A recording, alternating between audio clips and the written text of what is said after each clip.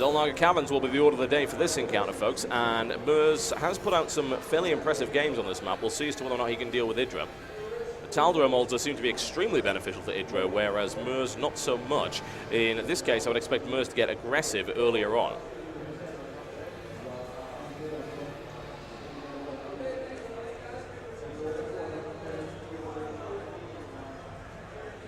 Okay, folks, here we go. The second game in this best-of-3 series, and this is going to be merz versus e.g. IdrA on the Zelnaga Caverns. This could be quite the fight, and merz has been known to get highly aggressive in the early game. Zelnaga Caverns, perhaps a good map to do it on, so we'll see what he decides to do. Ladies and gentlemen, I bring you in the blue trunks the one and only Dignitas merz. He is to the northeast of the Zelnaga Caverns versus his opponent, Evil Genius IdrA. Yes. We'll just call him Evil Genius IdrA from here on in, honestly. Sir Scoots might not like me for saying that, but there you go. IdrA the Evil Genius. He is in the red trunks, and he is playing Zerg to the southwest. Now, that was a fairly one-sided game, if I'm totally honest, there on the Totalbiscuit altar.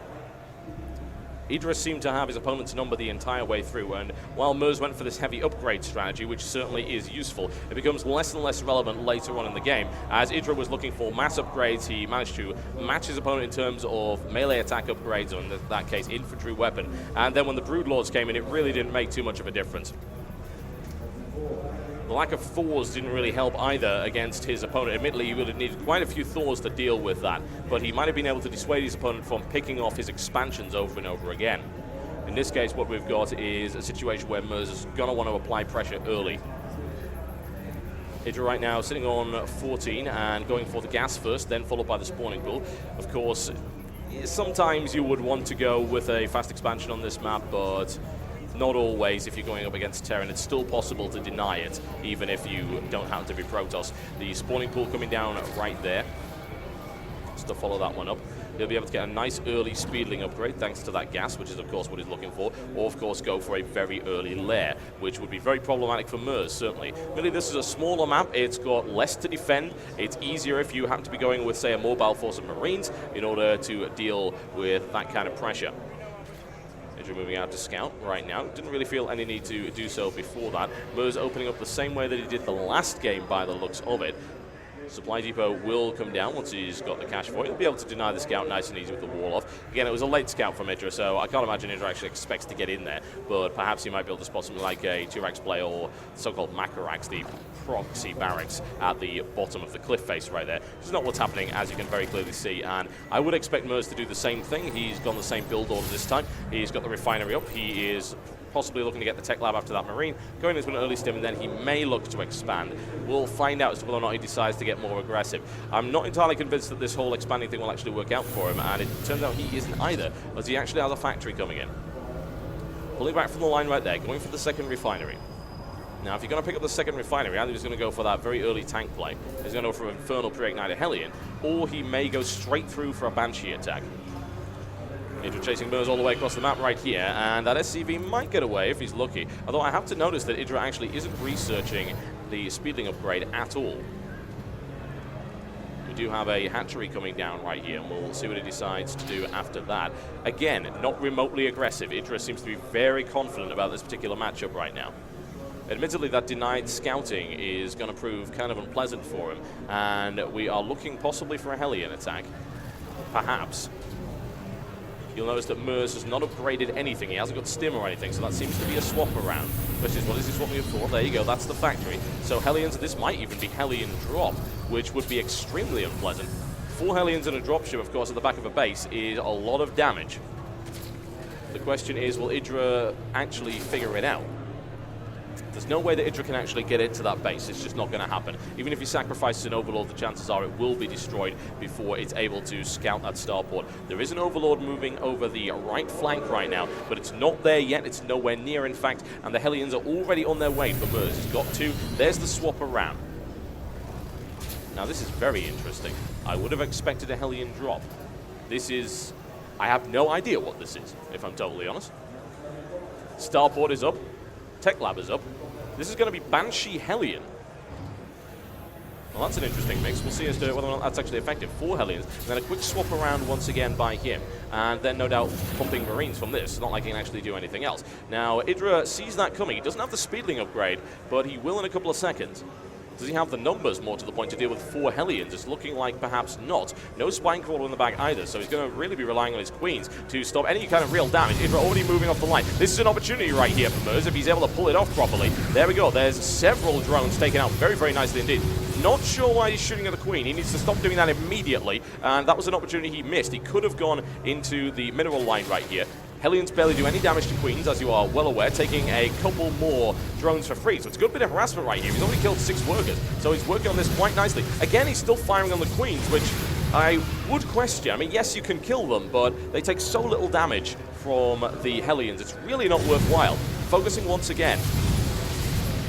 It's unfortunate. I think he missed an opportunity there. He really could have made his way in there. He could have done huge damage. The ramp was not blocked off by Queens. He could have attacked, unless, of course, it's all leading up to this, which is this starport attack. It's an intriguing idea, honestly. Forcing your opponent to try and build against a particular strategy and then going with another. But he's just shown everybody what he's planning on doing, and immediately an Overseer moving in right here. I still think it was a little bit of a wasted opportunity, but right now IdrA is on the back foot. He's going to have to deal with this one fairly rapidly. That's a free Queen right there for merz. Now look to try and pick off the second. There's no transfuse available right there either. In comes the Overseer, but of course 1 Queen versus 1 Banshee is a foregone conclusion. IdrA runs up the ramp, but he finds nothing but pain and supply depots. And barracks coming down there as well. A couple more, in fact. This is, for the most part, of course, a 1-base play. He has got his expansion up. The question is, will he be able to place it anywhere? The Banshee is still alive, by the way, and is doing incredibly well. It's on 10 kills already, looking for more. That Spore Crawler isn't up. There is 1 Queen, a second Banshee coming in. This is great harassment right here by merz, applying an awful lot of pressure to his opponent. IdrA's Queen taken out once again. That Banshee survives with 11 kills and 5 HP remaining. That Spore Crawler will go up and kill it immediately unless merz moves out of the way, which is exactly what he's done. He's picking off massive amounts of drones right here. IdrA is taking a lot of economic punishment. It's not enough to stop him just yet, but he is taking a lot of damage. The Hellions picked off a load of drones, and those Banshees have killed, I believe, 16 between them, plus 2 Queens. There's the cloak, but merz really doesn't have the energy to do anything with it. That single Banshee could have gone in there, but unfortunately the Spore Crawler is a little bit close for comfort, and it's too easy to miss micro and then end up in range of it. Of course, you could just move the Queen, which sounds like a crazy idea. Engineering bay coming down right here. Barracks is up as well. It's looking reasonably good for merz. Unfortunately, he hasn't expanded as of yet, so he still needs to deal with that. And some good damage coming in from those Banshees. I'm actually kind of surprised he didn't shoot at that earlier. Overseer is on the way. There's the cloak, and if he's not careful, he'll go right into the range of that Spore Crawler. But good micromanagement there from merz once again. Focusing on it. He wants to bring that Queen down, but there is a Mutalisk now in play, and that's going to prove problematic. merz does the sensible thing, which is to split both Banshees, and actually manages to give IdrA the slip on both counts. He now knows what's coming. The stim is coming very, very late this time around. As I said, this is not merz's usual strategy, but it does seem to be working fairly well right now against IdrA. What we have right now is a couple of muters moving across the field. He's looking for 6 right now. He'll try and get a few more. Those Marines should be able to clean that up quite nicely, even if they don't have stim. Reasonable amount of damage. He's only just started his +1 infantry upgrade as well, so he has put an awful lot into this early harassment strategy. But more to the point, did it do enough damage to really matter? He's killed 19 workers in total, which certainly is a lot, and it definitely sounds like a lot, but IdrA's already back up to 44, so I'm not entirely convinced that that will do the job. He'll look for it anyway. IdrA looking for a flanking maneuver, and it doesn't look like most of those production facilities are actually covered against this kind of thing. Could pick off the tech lab and cancel that research. That would be very, very good for IdrA, and that's exactly what he's going to do. A nice choice there, good decision-making, and down it goes. So no Marine Shield for him, which is a critical upgrade against Mutalisks. Banelings coming in as well. Also a critical upgrade against Banelings as it happens. IdrA is starting to take control of this match again for merz, and it's unfortunate because merz did open up quite nicely. Unfortunately, I think he's going to fall back into this old sort of defensive style, which will not work against IdrA, who will, without question, expand across the map. That's exactly what he's looking to do. There's the 3rd base, 2nd expansion coming up right here. And we've got IdrA with 11. That is 11 Mutalisks coming up for merz. And merz only has a single missile turret. He does have some infantry, admittedly. Looking for an interception right now. Will he be able to grab it? That could be some freebies right here for IdrA, who loses, in fact, loses barely anything, but takes out a medevac. I think he lost a single Mutalisk for the cost of that, which is definitely worthwhile. merz pushing forward once again, needs to try and take control of this map, and more to the point, doesn't want to lose those Marines. If he does, then those mutas will pick off the siege tanks for free, and he's going to be very careful with the Banshees as well. It's a good supporting attack, certainly. There's the cloak coming in. Where is that Overseer? The Overseer is actually all the way over there. Yet more harassment coming in, trying to take out that Queen, and he does so very, very easily. And here comes the surround right now. Big siege tank shelling coming in as merz continues with the aggression.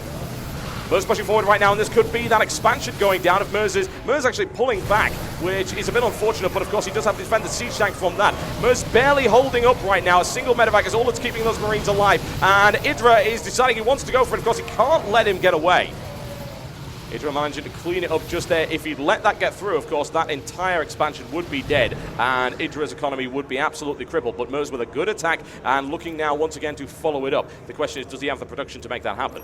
Army supply count is in favor of merz, not by much. Worker supply count is now looking really good for merz after the huge amount of damage he was able to inflict.